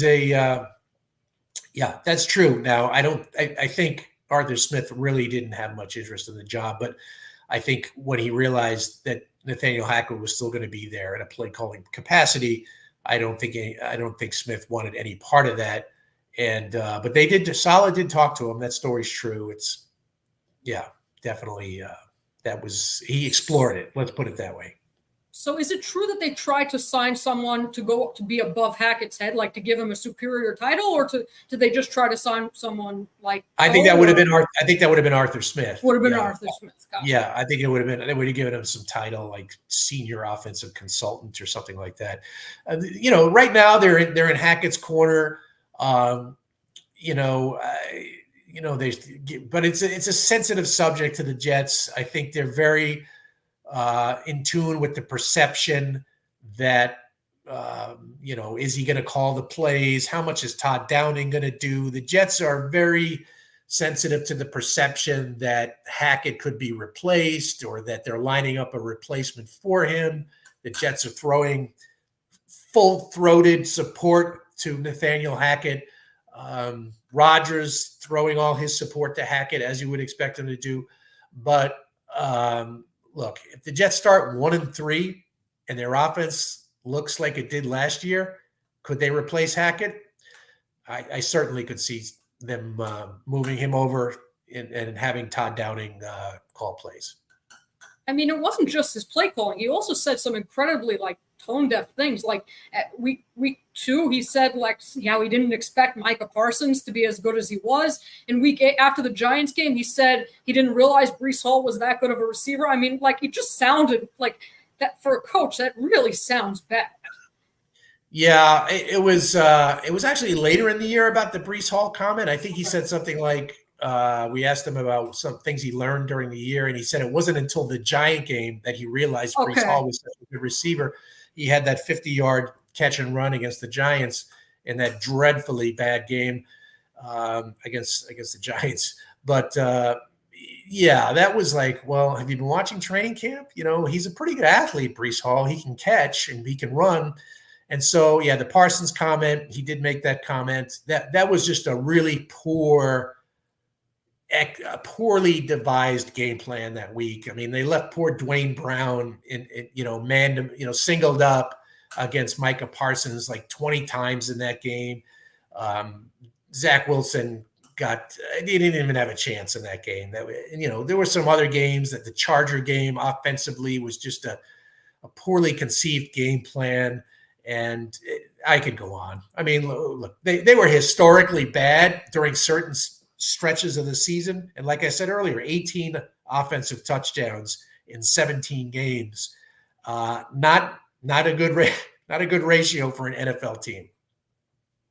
Exactly. So someone over here is not very happy with your prediction of 9 wins. Said we won 7 with Zach Wilson. Even if Tyrod is quarterback all year, we win 10. So there is this kind of perception that if Tyrod Taylor had been the quarterback last year, the Jets probably would have made the playoffs because their defense was so good that they just needed mediocre quarterback play. Yeah, I mean, last year would they have won 10 games? They could have won 9 or 10 games last year with Tyrod Taylor. Taylor's had his issues too. Let's not be naive. He's mostly durability issues. Would he have stayed healthy for an entire season? He has battled various injuries in recent years. So that's the big concern with Tyrod Taylor, that if you have to go to him for multiple weeks, can he hold up? He tends to hold the ball too long. He'll take hits. And so, I think he would be an effective 1 or 2 game starter. Like I said, if Rodgers turns an ankle and can't go, I think the offense can function with Tyrod. I think the players respect Tyrod. One thing that's very interesting, if you notice how whenever Robert Saleh is asked about Tyrod Taylor, he always elite locker room presence, elite leader, that sort of stuff. He's praising his intangibles. And so I take that. To me, I read that as that's something that Zach Wilson didn't do. So, Tyrod is bringing more presence, more leadership to the quarterback position than Zach Wilson. Zach Wilson had no leadership ability, whatsoever. I think the players finally began to respect him toward the end of the year when basically Zach told the coaches, F you. I think that probably him more points than he was when he was playing quarterback, and so he went out and played that incredible game against Houston, which was essentially his New York Swan song. But so Zach Wilson brought zero leadership to the position, a position that requires maximum leadership. So it's interesting you mentioned that, because about Tyrod, let's say, being good for a game or two, because that was my point last offseason. Everyone kept saying, if Rodgers goes down, it's over. I said, okay, yeah, if he goes down for the season like he did, it's over. But what if he misses 2-3 games? At that point, you have a good backup. You can stay afloat. You have a terrible backup. You can't. Like, I actually covered the Giants last year too, so I watched Tyrod firsthand. And one thing you saw about him is he was in just as bad of a position as Zach Wilson with the Jets. The Giants' offensive line gave up like 80 sacks last year or something, some ridiculous number. I might have exaggerated that, but they gave up at least 60. And yet he played reasonably well. Like, he only threw 5 touchdowns to 3 picks, but their offense looked far more functional with him than it did with Daniel Jones or Tommy DeVito. And so, And sorry to cut you off. And the Jets have better playmakers than the Giants. Exactly. I don't even think that's close. Malik Neighbors, looks like he's going to be really. That's this year, but last year, their number one receiver is Darius Slayton. So yeah, that's a difficult situation for any quarterback. So. So I think Tyrod would be better equipped in the Jet offense to, they could function. Like we talked about earlier, that, when you lose your number one, it's really, really hard to function at a high level. So they could do it with Tyrod for a short period of time, but they do not want to lose number 8. It's the same story as last year. Keep number 8 on the field and things will be okay. But they did much more to try to prevent number 8 from going out, right? They've spent all this money on but they spent all this capital on the offensive line in terms of trading and signing and drafting, and they didn't do that last year. They got outbid for, the Patriots traded up traded back so that the Steelers would take Broderick Jones, but then they just kind of threw in the tank and said, there were other tackles Anton Harrison was a starter for Jacksonville last year, I believe. There were a few other tackles taken afterward that were, at least serviceable, and yet the Jets just kind of said whatever and went into camp with Max Mitchell and Billy Turner as supposed to be their starting right tackle. Yeah, going in with a 38-year-old Dwayne Brown and Mekhi Becton, who was actually went in as a backup and then, had to get, start. It was just a poorly conceived plan on the offensive line, which came back to bite him in the first sack of the season. You lose your starting quarterback. And that wasn't all Dwayne Brown's fault. There were other factors at play, but, he ultimately gave up the sack to Leonard Floyd, and we know what happened then. So I do think Tyron Smith, he looked really good in the spring. He is he's going to be a great influence on the young players. He's in really good shape. He's a hard worker. You can tell, he's still into it. I think he's got a chip on his shoulder after basically being dismissed by the Cowboys, not re-signed. So if they could just keep him healthy, it's like, I know that's a theme we've been belaboring through this podcast, but if they could just keep Tyron Smith healthy, the guy played well last year. Now it was 13 games, but all his pass protection metrics were really above average. I think he was a second team All-Pro, if I'm not mistaken. And so I think the Jets will be in good hands if they can keep Tyrod on the field. So this is just a comment on if Mahomes went down. He says Chiefs would still contend because Andy Reid is great. Not Super Bowl, but playoffs are possible. Yes, theoretically, but I would agree. I would agree with that. Yeah, they still have a talented team around them. Carson Wentz would be their quarterback. That would be interesting. No Chief fan wants to see that, but they still have a really good defense, and they got some young, fast receivers. They got a good running back. They have a really good offensive line. And they have an outstanding Hall of Fame coach. So I agree with Alex. I don't think they'd be a Super Bowl team because they wouldn't have their Hall of Fame quarterback, but I think they would still be in the playoff mix. I do not see the Jets on the same parallel. If they lost Rodgers, I don't think they have that foundation yet, that coaching foundation, that cultural foundation that they could lean on through something like that. And that's why I think it would probably fall apart for the Jets. Makes sense. Now, this is a very pessimistic outlook. We win 12 games, then Rodgers blows out his knee a week before the playoffs. Well, yeah, that would be Jet-like, but let's hope that doesn't happen. You don't. Look, I don't root for the Jets. I don't root against the Jets. So my job is ultimately to remain neutral. But would I like to see the Jets have like a fantastic year and make a deep run into January? Absolutely, because it would make my job more interesting. I'd have more people reading my stories and more TV opportunities and so forth. So I would love to see the Jets have a Super Bowl year before I retire. So yeah. So let's hope no one gets hurt. You never want to see players get hurt. Exactly. So your record prediction. So you said 9-8. I'm a little bit more optimistic. I think the Jets are going to go either 11-6 or 12-5. But I'm also assuming that Rodgers is going to stay healthy, which is a big assumption. I said 9-8. As Bill Parcells always used to say, I reserve the right to change my mind. By the end of the summer, I could be at 11-6. If things are really coming together and it looks like things are really clicking, I could change my mind. I don't think I would go higher than 11-6. So I don't have to make a solid prediction until week 1.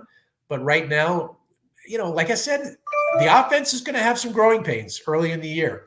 3 new starters on the offensive line, a quarterback who hasn't played football in 19 months, an offensive coordinator who is shaky at best. And so, they faced 2 good defenses in the first 3 weeks. That's San Francisco, and New England still has a good defense. Their offense is no good, but their defense is good. And so I think the Jet defense is going to have to carry them early in the year. I think Bryce Hall will be a major factor early in. They should ride Bryce Hall for the first month of the season to give Rodgers a chance to get his footing under him, to get his reflexes back. He's talked about that. He feels great. The Achilles feels good, but it's the other things. It's the reflexes, the instincts, those sort of things that really made him who he is. That will take a little bit of time to come back, and it's not going to come back in a preseason game or a joint practice. It's going to be when things are moving quickly, in the regular season, when they're facing the 49ers in the opener. I think he's going to realize, wow, this is really fast. And I think that hit him a little in the Buffalo game last year. Even though he did play a little bit in the preseason, I think things were moving very quickly for Rodgers on those 4 snaps. And I think he wasn't quite settled in yet before the injury happened. And so there's going to be some growing pains, and I'd like to see the Jets be a very run-oriented team early in the year. You don't want to see Rodgers throwing it 40 times early in the year. You don't want to see that. As the year goes on and he gets more comfortable and he gets back to being who he is, then you spread it out a little bit, then you open it up. I mean, and I do think that that's going to be the Jets' plan early on, is to ride Bryce Hall, because they went and they raided the Ravens, right? They went and they took John Simpson, Morgan Moses, 2 players who have really good, run game reputations, and so that indicates to me that they really want to run the football. Yeah, I mean, that's run the ball, play action. It'll be interesting to see the balance. Rodgers is a quarterback. He likes to throw the ball. He's made his career throwing the football. So, there's a certain amount of ego involved. How much is he willing to concede?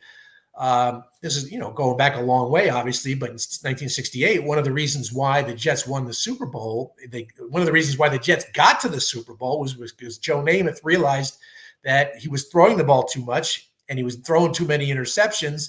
And they started running the ball, with Matt Snell. And it took a little bit of adjustment for Joe to dial it back a little bit because of, ego, competitive arrogance. You want to throw the ball. He took one for the team. And back then all the quarterbacks called the plays back then. It's not like now. So he called the plays. He called the running game. he was conceding, he was sacrificing his own stats for the good of the team, and that got him into the Super Bowl, where they obviously still ran the ball really well in the Super Bowl. So Rodgers has to go in with that mindset. That makes a lot of sense, actually, because I never thought of that. That like a big part of it is whether Rodgers is willing to take a step back in that way, even if the Jets' intention is to do that. Greg, thank you. I appreciate it. So we have a question. How do you judge the backup tackle situation heading into next year? Yeah, I'll do a couple of more questions and then I have to go because I think my voice, which has been I appreciate wavering is going to give out finally. But I think their backup tackle situation is fine. I think Carter Warren and Olu Fashanu are good backups. I'm curious to see if Olu is really the backup left tackle. What if I think Morgan Moses will be ready to go for training camp, if not early. I don't think he's too far away. He's coming off that pec surgery. But I'm just throwing this out as a hypothetical, but what if Olu comes in and he's lighting the place on fire and he's just as good as Morgan Moses? Do they move Olu to right tackle? I don't think that's the Jets' plan, and I don't think it's likely that he would outplay a veteran like Morgan Moses early on, but it's something to keep in mind. I think Simpson is probably the weakest spot on the offensive line at left guard. I don't know if they would move Fashanu to left guard. He's never really played it before, but Carter Warren's a good backup. I don't think probably not ready for starting duty just yet. He's probably the heir apparent for Morgan Moses at right tackle. So the Jets have their two heir apparents at left and right tackle on the bench. And so for the long term, it looks good. Okay. And this question I guess I'll take this and maybe one more. Do you have any inside info on what made Douglas stupid enough to go into last year with that offensive line? I think that's a good question. I don't think he went in thinking, God, this is going to be terrible. He had a soft spot for Dwayne Brown. He really did. I think that the entire organization just had so much respect for Dwayne Brown, what he did the previous year, playing through that torn rotator cuff, that they wanted to extend him every opportunity to rehab and come back.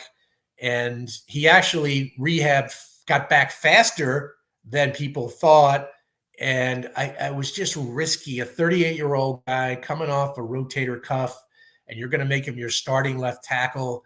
That was risky. And then going in, Becton was such a question mark. He hadn't played in 2 years because of but that was his guy, Joe. That was his first draft pick, was Mekhi Becton. So every GM has a natural affinity for their draft picks, especially their first draft picks. So he was probably blinded by that.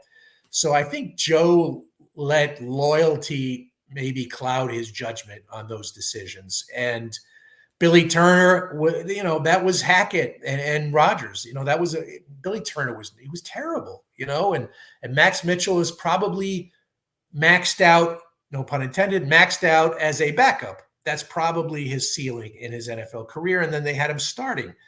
And so it was just and then of course, AVT gets hurt. So you can't anticipate that. He's their best lineman, pound for pound, position for position. He's their best lineman. And so when they lost him, you could look it up, look at the stats. They start going down.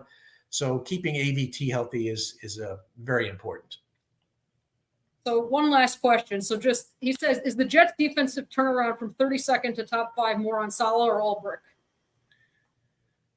That's a very good question. I can tell you this: it was pretty historic. I know I wrote a story on this, going from 32 to 5. Man, I think it was the second biggest turnaround in modern NFL history. It was really quite extraordinary because we remembered how bad they were. Remember how bad they were the year before? I mean, God, they got smoked by New England and Indianapolis so bad it was embarrassing. And that's I think it's I'm going to give Ulbrich the credit here, and also let's give Joe Douglas some credit, for drafting Sauce Gardner. for drafting Michael Carter. You know, they stabilized that secondary. I mean, look at the corner for bringing in DJ Reed. I mean, the cornerbacks, the year they had Bryce Hall and I'm blanking. Oh, and Brandon Eccles. They went from Bryce Hall and Brandon Eccles to Sauce Gardner and DJ Reed. That's a massive upgrade. You know, they had Quinn in the whole time, obviously. Bringing in Jermaine Johnson helped. The coaches did a really nice job of developing JFM. So that's kudos to the coaches for that. Who am I missing? You know, same with Bryce Huff. Coaches, great job of development, player development there. So I would say it's Ulbrich is a good coach because he doesn't let his ego get in the way. He'll be the first to tell you this is a very simple scheme. They don't try to trick you. They don't try to outsmart you by doing all this clever stuff. They pretty much just simplify it and let the players play and let them play fast. And that's not easy for some coaches to do because some coaches have such big egos. They want all the credit. They want it to be, oh, I out-schemed them. Jeff Ulbrich will never come out and say, I out-schemed the other team. He'll just say, we just played our basic stuff and the players did the rest. And so a lot of the credit goes to the players as well, along with the personnel department and the coaches, because the Jets took an absolute weakness and turned it into a strength in 2 years. And that's really saying something. I mean, I think they also get tremendous credit for Quinnen Williams breaking out, right? He went from a guy they weren't sure about to 2022 becoming a monster. And then also, I mean, 2023, Quincy Williams, right? Goes from, you know, I forgot about Quincy marginal Williams. starter to a first-team All-Pro. Yeah, I mean, so that's a great job by, you know, claiming him on waivers, you know, and then the player, you know, coaching and developing him. And I still think he can get better. You know, I really do. He's maturing. The first couple of years, you know, he was just running around basically. And now he's running with a purpose. And he's the fastest linebacker I think I've ever seen on the Jets. I can't recall covering. I mean, back in the day, Marvin Jones was really fast back in his younger days, but Quincy Williams is exceptionally fast. And so that's a credit to personnel and coaching as well. And give credit to Quincy Williams because he made himself into an All-Pro. Absolutely. And with that, you know what, maybe I'll stay on a little bit longer myself and just take some of the other comments. But thank you so much for joining us, Rich. If you just want to tell everyone a little bit, I mean, obviously most of the Jets people know where to find you, but if there's anything that you want to share with the audience, you're welcome. You have the floor. You know, you know where to find me. I'm on ESPN.com. We will have the Flight Deck podcast back this year, and we're going to do a couple already got a couple of guests lined up for the summer. Once the preseason starts, we'll start doing that. So check out the podcast. We'll hope to change things around a little bit on the podcast this year. And at Rich Cimini on X, and you know the rest. Looking forward to. I'm still on vacation technically, so I've been really disconnected. This is like the first Jets talk I've done since probably Yasmin's show. But I'm back on Monday. You know, they're back to camp on Tuesday. Actually, they report tomorrow, rookies and rehab players tomorrow. And then on Tuesday, it starts for real. So my address will be Florham Park, New Jersey from next Tuesday until January. So looking forward to engaging with the fans along the way. Hopefully run into some fans out at Jet Camp. If you're out there, I'm on the field, just wave, say hi. You know, you can curse at me if you want. Some fans do that. You know, I get all sorts of reactions, but it's all good. And this was a pleasure joining you. And I like your work, Rivka. I've read it on X Factors. So keep up the good work. And we'll talk soon. Okay, I very much appreciate you joining us. This was very enlightening. I thank you. Okay, all right. Take care. Okay, be well. Okay, so now I figured I would take some of the other comments because Rich had to go. But let's see, we're up to. Okay, so well, you said they already signed Cohen. Yes, I could see. First of all, I happen to think they're going to carry 3 running backs. But if they do carry a 4th, it's as likely to be Cohen as anyone else. You know, again, he seems to still have some speed left. He can catch passes out of the backfield. If they're going to take a veteran, I think it would be Cohen. Kelvin, I mean, look, I said that I believe the Jets are going to win 11 to 12 games. So, I think Rich is being a little bit he's a little bit, I mean, probably a little bit gun shy from having been covered this team for so long, which makes sense. And there are questions ultimately. Health is a big concern. And so if you think that let's say Mike Williams won't be the same as he was, or you think Rodgers is going to get hurt, or you think Tyron Smith is going to miss a bunch of games, it's not out of the realm of possibility that they could, I mean, to me, 9-8 is somewhat falling apart because I don't think they're going to make the playoffs at 9-8, but it's not, again, I think 12-5 or 11-6. Greg, the Jets have enough running backs. Well, if they get rid of Izzy, which I think might happen, they don't necessarily have enough running backs. He said no Ayuk, Adams, or no trade. Yeah, so I'll tell you, I wrote an article I think yesterday about, or maybe it posted today, about Ayuk. It just doesn't make sense to get Ayuk because basically what you're saying then is we think Ayuk is better than Garrett Wilson because you're not keeping Garrett Wilson at that point. And it's also saying it's basically paying your top wide receiver 2 or 3 years early. I mean, they still have Garrett, because when you sign a guy to an extension, you're usually extending past the 5th-year option. So they'll pick up Garrett's 5th-year option this offseason, even if they don't give him whenever they give him an extension or they don't, you still have that 4th and 5th year first. And so if the Jets trade for Ayuk, what they're basically saying is we're paying our receiver 3 years early, which I don't think they're going to do, especially because the cap is, again, they have all these contracts to pay. They have, a cap crunch. And so I really don't see Ayuk, not to mention the fact that, again, they would have to give up at least a first-round pick, probably some mid-round picks too. If they're going to have a cap crunch next year, they need their draft picks. And, you could say it's an all-in year. I'm sorry, Devontae Adams fits that timeline. Ayuk doesn't. Yes, if that happens, everyone's gone. I agree. 9 wins, everyone's gone.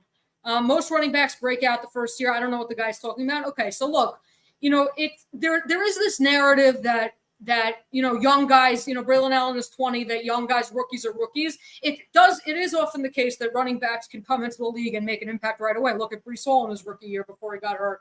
Isaiah Pacheco came in as the 7th round pick and became the minute he joined the Chiefs, became really good. There are a lot of rookie running backs who do a very good job. I think one of the reasons to get a veteran is that very often rookies struggle with the intangibles of the game, particularly in pass protection. Rich mentioned that he thinks, he was surprised at how good Braylon Allen was with his hands. And so, sometimes running backs in particular, like understanding the scheme could be more of an issue. And that's why sometimes you bring in a veteran. But then again, Allen looked pretty, notwithstanding PFF grades, Allen looked pretty good in college in pass protection. And I think they expect him to be their number 2 running back, and he'll be the guy in when they need a pass protector. Matt, we have leverage over Reddick. If he holds out or plays poorly, he's only going to hurt his next contract. Exactly. I mean, that's one big thing. Reddick is going to play the season. There's no way he's going to hold out during the year. But could he hold in, as Rich said? Yes, he absolutely could, and that would be a distraction for the Jets. Not to mention, if you saw Nick Bosa, he kind of started out slow after he missed. I don't remember, he missed week 1 or whatever it was. Kind of started out slow. We've seen other players miss part or all of training camp and then start kind of slow. And so it wouldn't be ideal for the Jets if Reddick, missed time. Taylor, that's not bad compared to Denver's $80 million. Well, Denver's $80 million is obscene.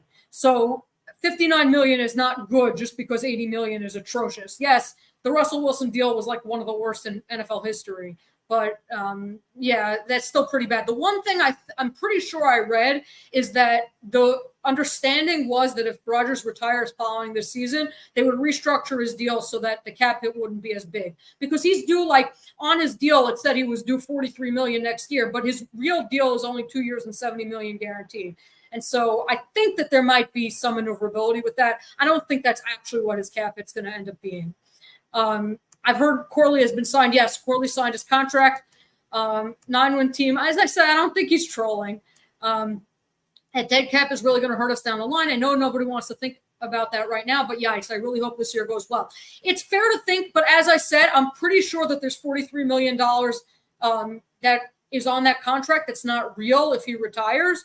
And so again, I don't know exactly how it works, but I think they said they would renegotiate if he does retire after this season. And so I don't think it's going to end up being quite that big, but you could end up with, in 2026, you could end up with a $40 million dead cap hit, which is pretty typical for the end of a quarterback's contract. I mean, Green Bay took a $40 million dead cap hit last year to trade Rodgers. And so it's not overly unusual. But yeah, 2026 is definitely when the Piper is going to come, it's going to come due. Greg, we win now. I mean, the question really is, because it's not enough to just make the playoffs and even win one playoff game. This is like an all or nothing season.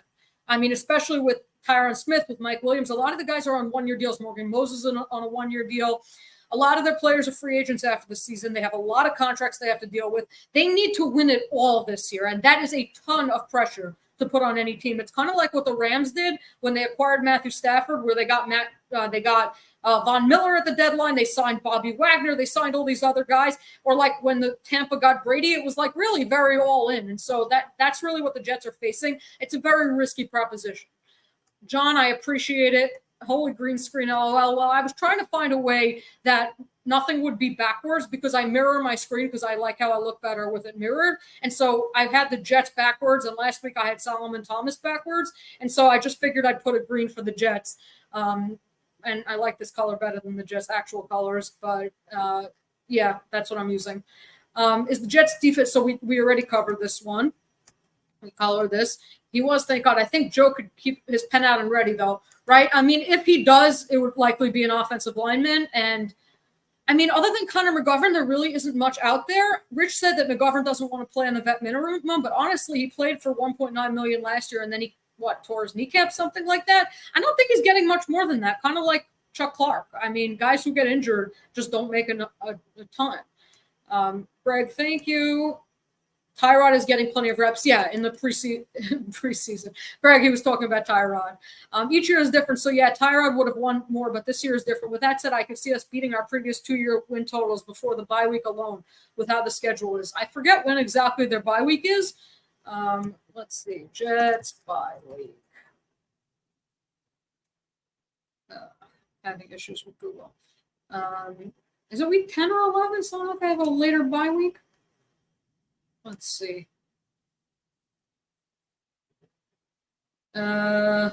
Week 7, week 8, week 9, week 10, 11. Ooh, it's week 12. So yeah, they could. I mean, they better, honestly. They better be more than 7. Well, okay, I guess 7-4 is fair. Yeah, I mean, I think that even if Rodgers misses a game or two, I think that they can win with their defense and Tyrod. 9 wins is an insult. I mean, look, if they deal with injuries, it's not. Broncos will be lucky to win 7 games. I agree. Reddick is next. I don't think they're going to extend Reddick. As Rich said, he doesn't think so either. He said they might throw in some incentives or something like that. The question is when that will happen and when Reddick will agree to that. The defense keeps teams under 21 points. We can win with either quarterback. It's fair, but this defense could be somewhat worse without Quentin Jefferson, without JFM. It's worth noting that, again, their defense could be better if they have leads and they just are rushing the passer with abandon. But again, Will McDonald also replacing Bryce Huff. I like Will McDonald. I think he's going to be really good, but that's a very high bar to clear. And so it's worth noting that their defense could fall to like number 10, 11, 12. I don't think that's going to happen. I think they'll still be top 5, but it's definitely possible. Dano, at least we got the intel on Becton. Thank God we're not relying on him during this window. Agreed. Thank God. Let the Eagles deal with this problem. Don't want to see the Jets at 500 at all this season. From gate to wire and Super Bowl win. Well, I hate to break it to you, Greg, but chances are they're going to start 0-1 because I don't think they're going to beat the 49ers. But hopefully after that, they'll win week 2 and then just go on a winning streak. They should be at least 5-1 by week 7. Yeah, we talked about this. I think what happened with Douglas, I think so he made a couple of mistakes. First of all, there were like 3 or 4 different mistakes that Douglas made starting in 2022. He made a mistake by not signing a contingency plan for Mekhi Becton going into 2022 because they knew he was coming off a serious knee injury and he had weight issues. And so they waited until training camp to talk to Dwayne Brown. And then, of course, Becton went down, and then they were forced to sign Brown to starter level money. And that's why they played Dwayne Brown in 2023, because they had signed him and he had like an $11 million cap hit. So they decided to rely on a 39-year-old coming off a torn labrum or whatever he did with his shoulder. And so That was one mistake. Another mistake was just relying on Becton altogether. Last year, even though they came in with Becton as a backup, expecting Becton to give them any contribution. I remember the minute he went down in 2022 saying that they had to treat him as if he wasn't there in 2023. They didn't do that. Then signing Billy Turner, okay, fine. You sign him because Rodgers likes him, fine. But there was no way he should have been competing for a starting job with Max Mitchell. That was ridiculous. They had to have brought in, and I know they were relying on the draft and Broderick Jones. I'm sorry, when you traded back, if they had the number 13 pick, maybe they could have expected to have a tackle there. Once they traded back, which they knew they were probably going to have to do a pick swap to get Rodgers, it was ridiculous not to have signed someone. There are always mid-level guys available. Even if you have to spend $7 to $10 million on them, it's just so much better than having a Max Mitchell and a Billy Turner. And that was, again, a big mistake. And so I don't know what Douglas was thinking, honestly. I don't think he just thought Rodgers was going to fix everything. So, John, you said we need Devontae at the trade deadline just in time for the playoffs. Yes, if Mike Williams doesn't play like Mike Williams. If Mike Williams plays like the guy who in his last 17 games had 1,263 yards, they don't need Devontae Adams. They could still look into acquiring him and get an elite top 3 like Houston has. But I think that their Jets are going to also evaluate to see how Mike Williams is doing. If he's playing at a high level, I don't think they would trade, or I think they would be less likely to trade for Adams because it would essentially be a half-year rental. Early in the year, it's run, Bryce, run. Rich had a good point about Rodgers being willing to run the ball, but I think he ran a fair amount in Green Bay with Aaron Jones. And so I think he would be willing to audible to run plays if he sees the defense in too high or whatever. And yes, Bryce can catch the ball too. I expect him to compete for a 2,000-yard scrimmage yard season. I don't necessarily think it'll be 1,000 yards rushing and receiving. I don't think he'll get enough targets for that, but close. Use like the Colts. Running backs never get as many touches this year nowadays as they used to because there's always, again, running backs used to take, 30 carries a game plus. That doesn't happen nowadays, but I think they'll use Bryce like the Colts and Rams use Falk as a two-way threat. Absolutely. Mike Williams is who you're worried about. I'm sorry I'm running through these quickly. I have to leave in 3 minutes. Exactly. That's kind of why they're going to wait to see. They'll try to get Devontae if Mike Williams is not playing the way he should. Yes, it's definitely a concern if Williams is not good. The Jets receiving core is in trouble. We didn't throw a pass in the second half in Super Bowl III. Namath was the only Super Bowl quarterback to win Super Bowl MVP and not throw a touchdown. Snell should have been MVP, absolutely. 80% Solid, 20% Ulbrich. I don't know about that. I think Solid sets the defensive culture, but Ulbrich calls the plays. And again, Solid's probably more involved in personnel. Joe Douglas gets a lot of credit for drafting Sauce, for bringing in DJ Reed, for getting Quincy Williams off waivers, JFM off waivers, Bryce Huff, UDFA. But again, Solid Douglas, Solid Ulbrich, whoever, again, developing the players. The position coaches probably also get a lot, Tony Oden, terrific cornerbacks coach, defensive backs coach. So you give credit all around. It's hard to say which one. Yes, it's more 4-2 nickel than 4-3. The Jets' base defense is 4-2-5. It's nickel. They play nickel at the second highest rate in the NFL. Quincy was on the scrap heap, off waivers. Quincy has confidence now. He's going to another level. Quincy, the thing about Rich said it right. Quincy used to just run around like you don't even know how he used to just run around the field and didn't really know what he was doing. His instincts developed to a very high level last year, and I give the Jets coaches a ton of credit for that because that comes a lot from coaching. But you also give Quincy a ton of credit because that comes a lot from film study. Sure, C.J. Mosley helped him, but still, taking that elite athleticism and combining it with elite instincts, you got a first-team All-Pro, and I think he's going to be able to maintain that level. Rich has a dream job. That all talent still has to gel. Run blocking is way easier than pass blocking, so run Bryce and Allen a lot early. I agree. Run blocking is definitely easier, and I do think they're going to start out running. Billy Sims. If Reese goes nuts, it'll be hard for JD not to sign him in 2 years. Yes and no, because JD does come from that. He drafts a running back every year. He may, he tried to trade up so they would have that 5th-year option with Bryce. I could see him tagging Bryce Hall. They'll have him for the 5th year and then letting him go. Sluggo, Rivka, you look marvelous, darling. I've heard that one before. Thanks, Rivka. You're way easier on the eyes than that Joe Blewett fella. Hey, you can't compliment me by insulting Blewett. Our D went from 32nd to 5th. Now it's time for our offense to do the same. Absolutely. Totally agree with you. Okay, guys, thank you so much for joining. Remember to check out Jets X Factor. Check out my X account at Rivka_Boord. Right after this, Joe Blewett and Michael Nanny are streaming, so tune into that.